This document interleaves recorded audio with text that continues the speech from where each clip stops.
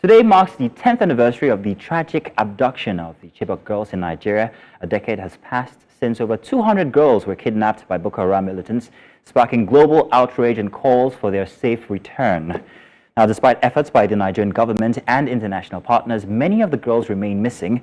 Now, joining us as we reflect, or rather you should join us as we reflect on this heartbreaking event and the ongoing quest for justice and closure for the families affected. Joining us to revisit the harrowing incident exactly 10 years after is News Central reporter Umaru Kirawa. We'll get to him. And also joining us in the studio here is Opeyemi Adamolekun, member Bring Back Our Girls, IED, Nigeria's, number one person to go to when it comes to these instances. You're welcome, Opeyemi. Good to have you. Welcome. Thank you very much. Welcome. Grand. Let's get started, shall we? I want to first of all say thank you so much for making out the time to join today, and we understand how much work that you have put in when it comes to the Enough is Enough Foundation. Enough is Enough, which is a civil society organization. You guys have been on the ground doing the work and been pushing off when it comes to hashtag Bring Back Our Girls. So very well done. It's been 10 years so far, and today marks it. Let's talk about it in full details so far from a standpoint of a CSO and how you feel given that it's 10 years of this long. Well, I think the way I'd like to put it in perspective is last month, over 270 odd boys and girls were kidnapped from a school in Kaduna. There was barely a blip, both internally and globally. And I think if you think about it that way, it tells you what has happened to us as human beings in those 10 years. Because in Nigeria, there have been at least 38 school-related abductions in that decade, with almost 2,000 students abducted, probably about 1,800 of them returned. So over the years, as every year has gone by, while we remember the Chibok girls, and we always say it's not to say that the Chibok girls are any more special than any other student or any other individual that's been abducted for that matter. But for the Chibok girls, we had names and pictures. And you showed that in the montage earlier. So for a lot of people, there was a way to connect. They weren't just some amorphous group of people that you don't know. You had names, you had family members. So there was a bit of an anchor. And then beyond just the people in Chibok who were affected, there was really this outrage.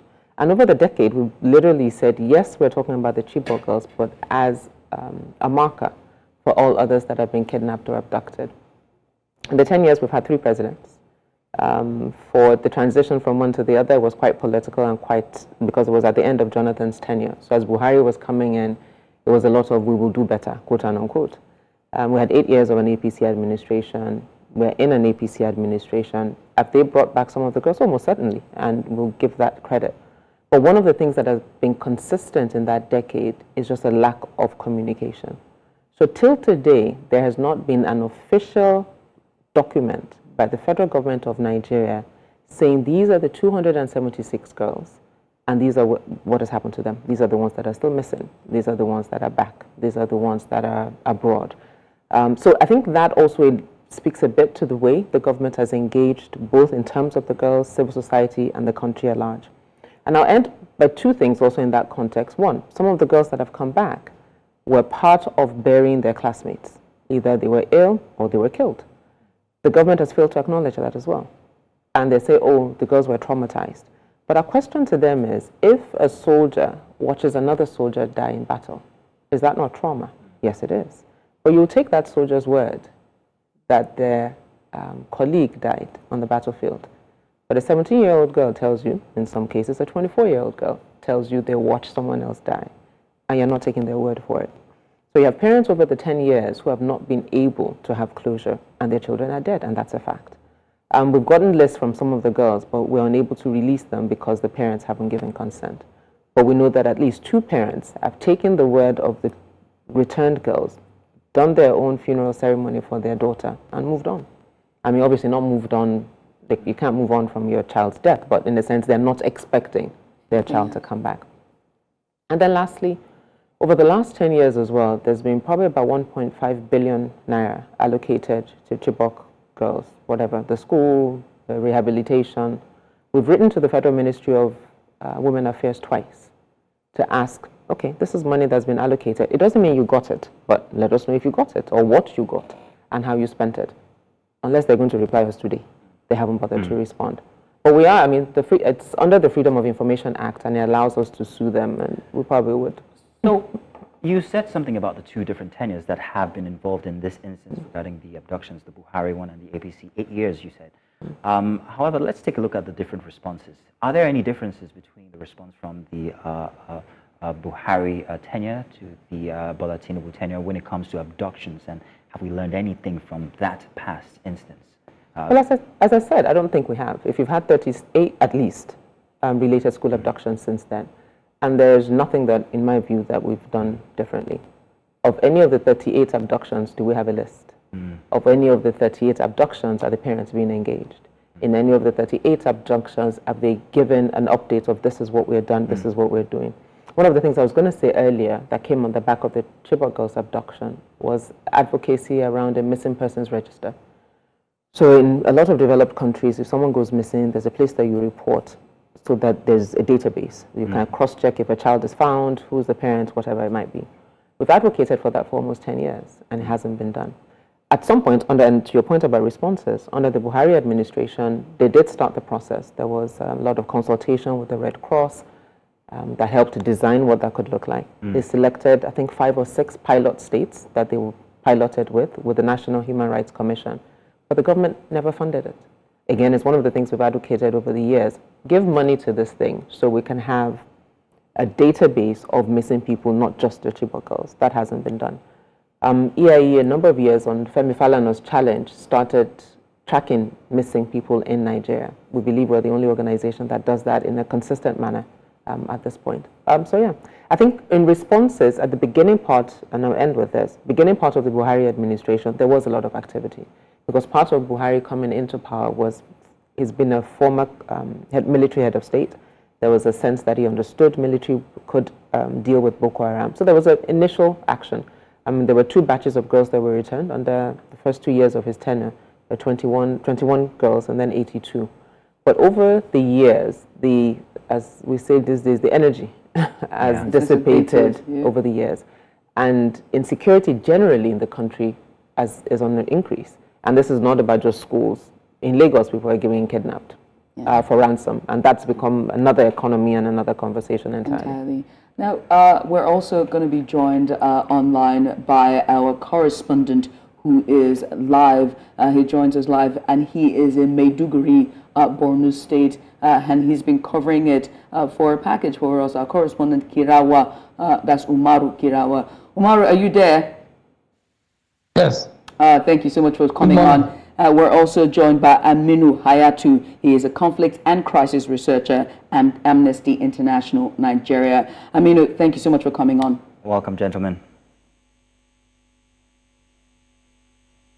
Aminu, we're having issues there with your audio. If you can help us fix that up so we can maybe you've got it on mute. You might want to take it off of mute. But let me ask our first question to the gentleman here. Sorry about that. Thank you for having me. Good morning. Good morning. Good morning. All right, now, so Umaru, if you can hear us, I want to ask the questions regarding what the state is like. You've met some of these people. What kind of mental state are they in 10 years after? What are they talking about? Are they still experiencing trauma, the family, the individuals who were involved? Well, both natural, one of the major issue of concern or what the families and people in the community are talking about is the issue of rescuing the remaining abducted Chibok schoolgirls, because some of the families who were opportune to have their children back, it's a sort of mixed emotion, mixed reaction. They were happy, they were not happy, because of the sense of togetherness, sense of brotherhood and sisterhood that they have in the community. They share virtually same culture. Everything is virtually same in the community. So the coming of others is a sort of happy moment for the families. But then the situation they are in is a very sorry state, because when I speak to them, particularly Ladi, Lawan Zanna, who I interviewed when I went to Chibok. She said her tears have already dried up. She can no longer shed tears. And this is to tell you the magnitude of the situation and how the families are battling with this situation. And the situation is just unexplainable. I don't know. I don't have any word to describe the situation, but then the people down there are in a very sorry state, and they actually require a lot of things, if not because of the community are resilient and the people are resilient too. The situation might have been something else, because available data for now shows that about 48 of the parents, some of the parents died due to an emergency health ailment called stroke. And some of them who are still alive, the situation is that is something else, because when they are telling you their own part of the stories, it will move you to tears. It makes somebody to shed tears. Yeah. This is the situation, and most importantly, what they are advocating for is the safe return of their children. The sense of optimism in them is actually good. They are in high spirit. They are hopeful that one day they will see their children. That is the situation, and that is their hope, and that is what many people are saying down here.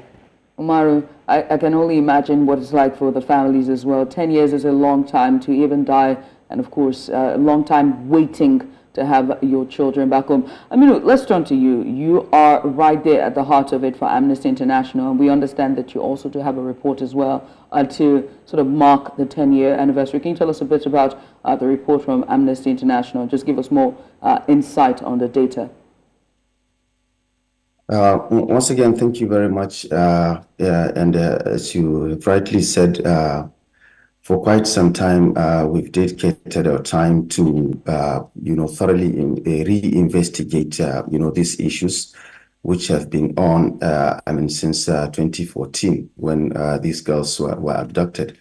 And year in, year out, Amnesty International has issued press releases, call to security agents and the Nigerian government itself, to do the needful to secure the release of the remaining girls that are in captivity, and most of the time, after that first time effort by the civil society organizations and indeed, Amnesty International and, the effort of the government, to negotiate and release the first batch of the girls. Since then, what we saw was the occasional escape of the girls. Either they have gone to fetch water, collect firewood or some activity of that sort. And then, they find their way out of that place. Few of the girls were recovered, by that, through that way. But the main concern is that this year's findings, 10 years after their captivity, is the unfortunate situation that their loved ones and families and parents, have found themselves. And the imagination of what these remaining girls are actually going through. We've spoken with a number of the girls that have been released. We've been speaking with them ever since they have been released. And it's the same story that the condition which they have been subjected to since their captivity, it was really horrific and, unimaginable. They've undergone different kinds of humiliations, torture, deprivations. Their lives were brutalized. Sometimes they try to speak. They don't want to open up, very much out of the fear that, they might be recaptured or some consequences might follow, their interviews. I have spoken to a girl who told me that, she doesn't want to tell me much because many a times after their interview with people, they don't feel secure. They get threat messages and so on. So this tells you that it's a double-edged thing, experience. There's a lot that is going that we still don't know because they don't want to release out of. But since 2015, we've seen a number of horrific attack, on education of, which underlines the methodology of the Boko Haram in great scale. The depravity in terms of the way that they are brutalized, the killings, unreported ones most of the time, weaponization of the girls even for many reasons by the Boko Haram. Okay, Aminu, sexual exploitation. And I wanted to ask one question now. In the instances of abductions, and when it comes to the interest of international bodies, what are the responses that we've gotten from them, one? And then two, is there any, perhaps maybe more that they can do when it comes to aiding Nigeria in these instances of abductions? And by extension, I'm also going to be asking Opeyemi here in the studio as well, but what are international bodies doing to aid Nigeria? Well, initially, the government under the Buhari administration, because of the pressure by civil society organizations and other, concerned individuals, had actually, like I told you, negotiated to secure the release of these girls. But ever since then, it was just like, shouting in the airs of the deaf. Various calls have been made to the Nigerian government because what many people don't understand is that it's not just about Boko Haram. It's the responsibility of the Nigerian government, to protect these children, to even prevent their captivity, and where they are taken by the Boko Haram, it's the responsibility of the Nigerian government to secure their release.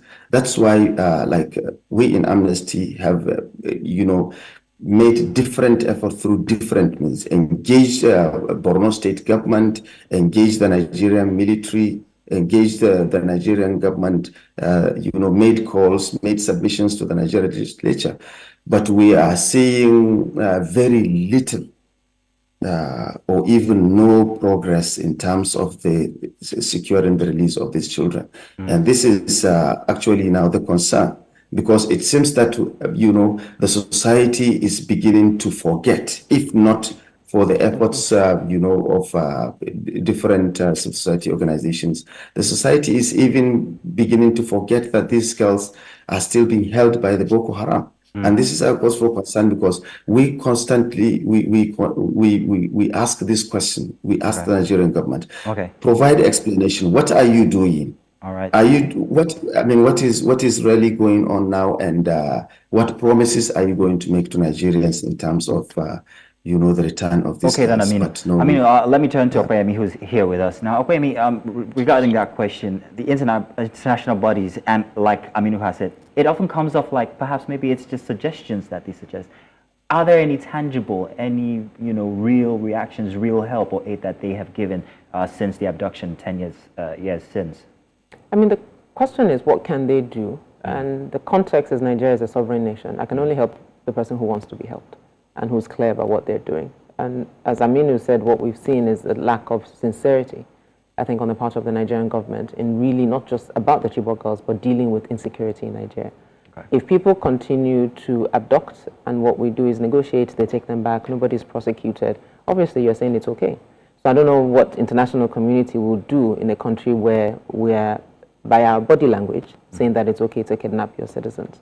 But in terms of tangible things, for the 21 and 82 that were returned, it was through negotiation with the Red Cross and the Swiss government that helped.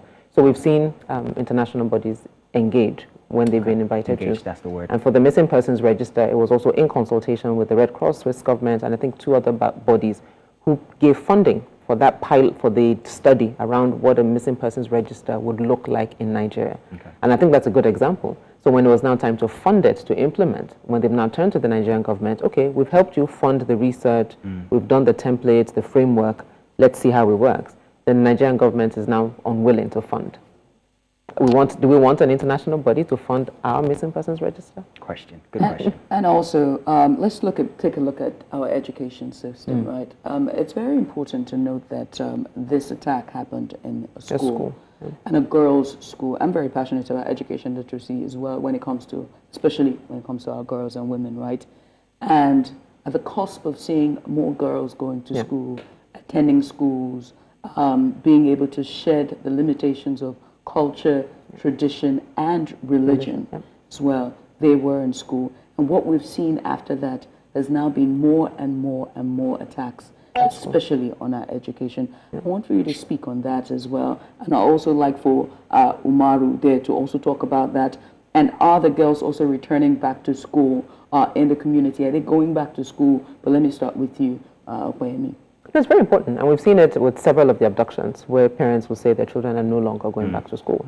Nigeria signed up to the Safe School initiative that we're not implementing, so a lot of schools are literally sitting ducks for anyone who wants to go in and pick up students.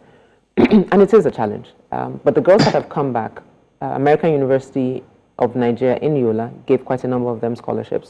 Quite a number of them were there.